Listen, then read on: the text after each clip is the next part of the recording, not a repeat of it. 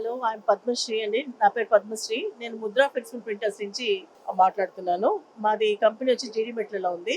ఎవరికైనా ఏదైనా ప్రోడక్ట్, ఒకవేళ మీరు ఒక ప్రోడక్ట్ తయారు చేశారు, లైక్ ఫుడ్ ఐటెమ్ కానీ ఏదైనా, అది మార్కెటింగ్ చేసుకోవాలి. మార్కెటింగ్ చేయాలంటే ఈ రోజుల్లో ప్యాకేజింగ్, అంటే ప్యాకేజింగ్ చూసే మెటీరియల్, లోపల మెటీరియల్ కొనే పరిస్థితి ఫర్ ఫస్ట్ టైము.